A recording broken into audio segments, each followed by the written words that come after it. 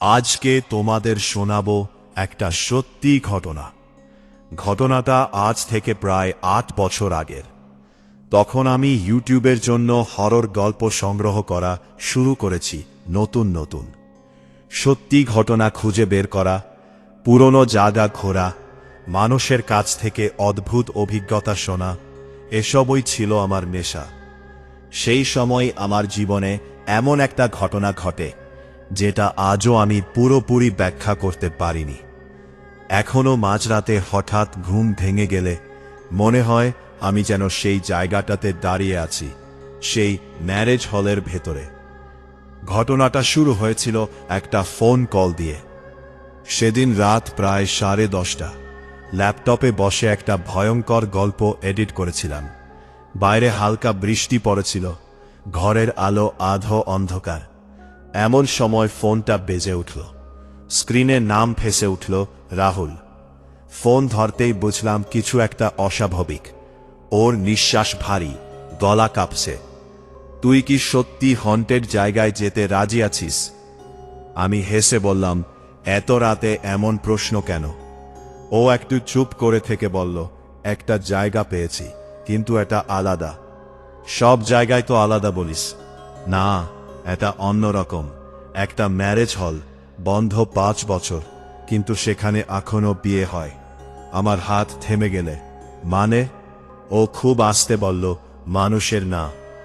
সেই রাতেই সবকিছু বদলে গেল। পরদিন বিকেলে আমরা 3 জন রওনা দিলাম। আমি, রাহুল আর সুমন। শহর থেকে প্রায় 1.5 ঘন্টার দূরত্বে, জঙ্গলের ভেতর এক পুরনো রিসর্টের পাশে সেই ম্যারেজ হলটা দাঁড়িয়ে আছে। গাড়ি থেকে নামতেই প্রথম যে জিনিসটা টের পেলাম, অস্বাভাবিক নীরবতা। পাখির ডাক নেই, কুকুরের শব্দ নেই, এমনকি বাতাসের আওয়াজও নেই। যেন জায়গাটা ইচ্ছে করে নিঃশব্দ হয়ে আছে। লোহার বিশাল গেটটা আধখোলা, মরচে পড়েছে, লতা পাতা জড়িয়ে গেছে। গেটের পাশে একটা ভাঙা সাইনবোর্ড, ম্যারেজ হল। গেট ঠেলে ঢুকতেই কেমন একটা গন্ধ নাকে এল। পচা ফুলের গন্ধ, পুরনো কাঠের গন্ধ, আর একটা অদ্ভুত মিষ্টি গন্ধ, যেটা যেন একসময় সুগন্ধি ছিল। আমরা হাঁটতে হাঁটতে হলের সামনে এসে দাঁড়ালাম।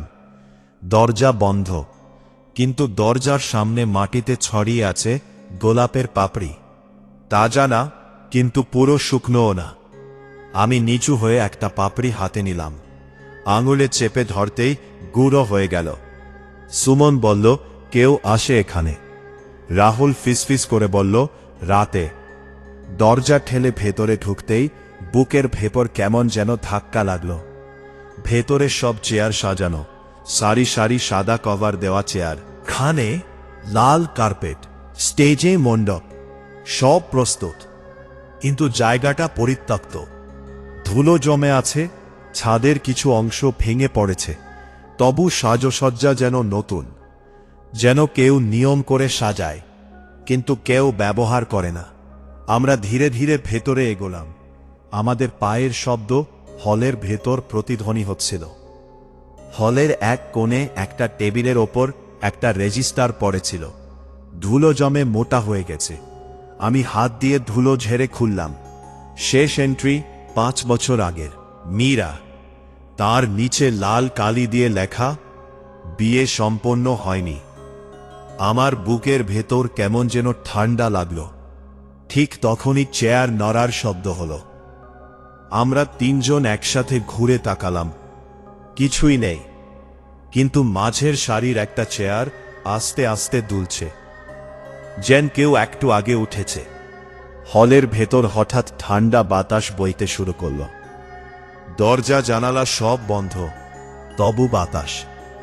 স্টেজের কাপড় নড়ছে, কার্পেটের ওপর গোলাপের পাপড়ি উড়ছে। তারপর দূর থেকে শঙ্খের শব্দ ভেসে এলো, ধীরে ধীরে কাছে আসছে। তার সাথে উলুধ্বনি, বিয়ের শব্দ।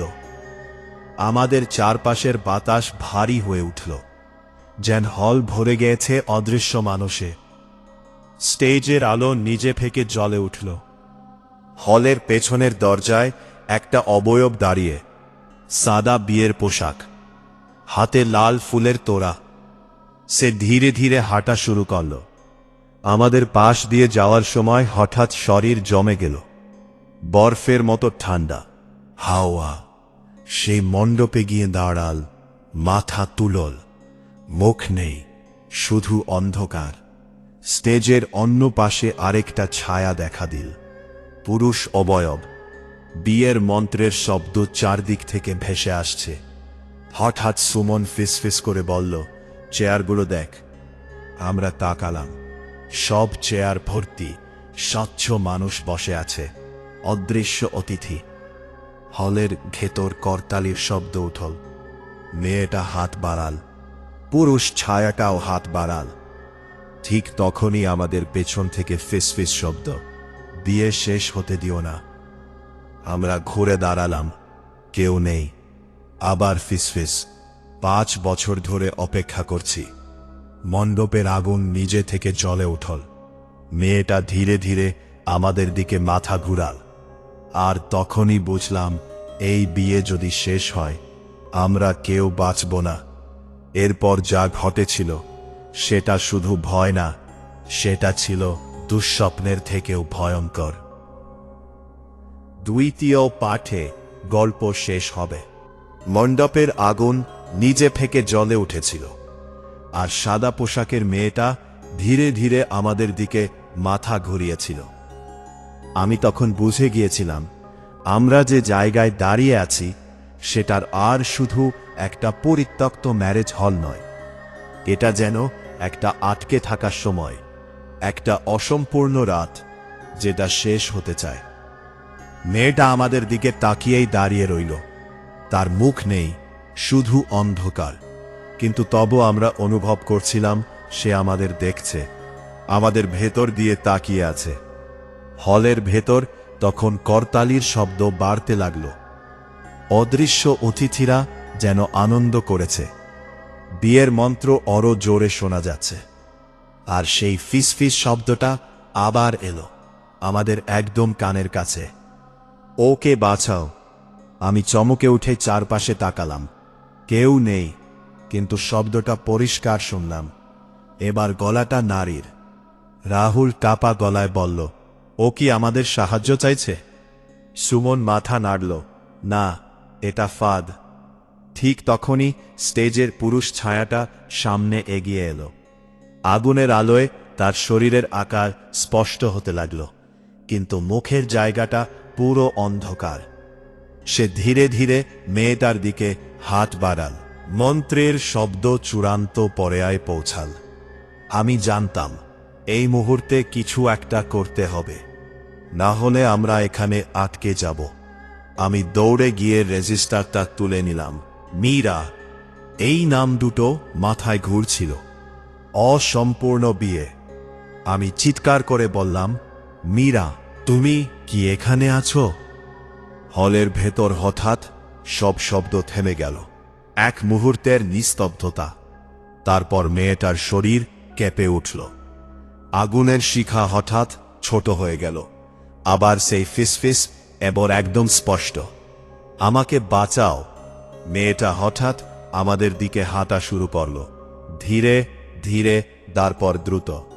আমরা পিছিয়ে গেলাম, কিন্তু এবার তার গায়ে ঠান্ডা বাতাস নয়, বরং এক অদ্ভুত যন্ত্রণা অনুভব হচ্ছিল। যেন সে সাহায্য চাইছে, কিন্তু কেউ তাকে আটকে রেখেছে। ঠিক তখনই পুরুষ ছায়াটা প্রচণ্ড গতিতে আমাদের দিকে ছুটে এল। চেয়ারগুলো একসাথে উল্টে গেল। বাতাস ঝড়ের মতো বইতে লাগল। সুমন চিৎকার করে বলল, বেরিয়ে চল। আমরা দৌড় শুরু করলাম, কিন্তু দরজা বন্ধ। যেটা খোলা ছিল এখন বন্ধ। পেছন থেকে পায়ের শব্দ আসছে, ভারী, দ্রুত। আমি পিছনে তাকালাম। পুরুষ ছায়াটা প্রায় আমাদের কাছে পৌঁছে গেছে। রাহুল দরজা ঠেলতে লাগল, খুলছে না। ঠিক তখনই রেজিস্টারের ভেতর একটা পুরনো ছবি মাটিতে পড়ে গেল। আমি সেটা তুলে নিলাম। একটা বিয়ের ছবি, অর্ণব আর মীরা হাসছে দুজনেই। পেছনে এই হল। ছবিটার নিচে লেখা 17 জুলাই। আমি চিৎকার করে বললাম, ওরা এইখানেই মারা গেছে। হলে ভেতর হঠাৎ একটা বিকট চিৎকার ভেসে এল মেয়েটার। পুরুষ ছায়াটা থেমে গেল। মেয়েটা ধীরে ধীরে আমাদের সামনে এসে দাঁড়াল, তারপর হাত বাড়াল ছবিটার দিকে। আমি ছবিটা ওর দিকে বাড়িয়ে দিলাম। ছবিটা ছোঁয়ার সাথে সাথে হলের সব আলো নিভে গেল, চারদিকে অন্ধকার। তারপর আমরা দেখলাম পুরো হল আগুনে জ্বলছে, মানুষ দৌড়াচ্ছে, চিৎকার করেছে। বাস্তব নয়, স্মৃতি। বিয়ের রাতে আগুন লেগেছিল, সবাই বের হতে পেরেছিল, শুধু কনে আর বর আটকে পড়েছিল মণ্ডপে। অসম্পূর্ণ বিয়ে, অসম্পূর্ণ জীবন। হলের ভেতর আগুনের দৃশ্য মিলিয়ে যেতে লাগাল। মেয়েটা ধীরে ধীরে মাটিতে বসে পড়ল। পুরুষ ছায়াটাও কাছে এসে দাঁড়াল। তাদের মুখ শান্ত, দুঃখে ভরা। তারা একে অপরের হাত ধরল। হলের ভেতর হঠাৎ উজ্জ্বল আলো ছড়িয়ে পড়ল। করতালির শব্দ থেমে গেল। অদৃশ্য অতিথিরা মিলিয়ে গেল। মণ্ডপের আগুন নিভে গেল। দরজা নিজে থেকে খুলে গেল। আমরা দৌড়ে বাইরে বেরিয়ে এলাম। পেছনে তাকিয়ে দেখলাম ম্যারেজ হলটা অন্ধকারে দাঁড়িয়ে আছে, নিঃশব্দ, যেন কিছুই ঘটেনি। পরদিন সকালে আমরা আবার সেখানে গিয়েছিলাম। ভেতরে কিছুই নেই, না চেয়ার, না সাজসজ্জা, সব ফাঁকা, শুধু ভাঙা দেয়াল আর ধুলো। রেজিস্টারটাও নেই। কেউ বিশ্বাস করেনি আমাদের কথা। কিন্তু সেই রাতের পর থেকে আর কখনো সেই ম্যারেজ হলে বিয়ের শব্দ শোনা যায়নি। অসম্পূর্ণ বিয়ে শেষ হয়েছিল। আর আজও মাঝরাতে কখনো কখনো মনে হয় দূর থেকে শাঁখ বাজছে, কিন্তু সেটা হয়তো শুধু আমার কল্পনা। যদি গল্পটা ভালো লেগে থাকে তাহলে অবশ্যই সাবস্ক্রাইব করতে ভুলবেন না, কারণ এমন আরও সত্যি ভয়ঙ্কর ঘটনা নিয়ে আবার ফিরব।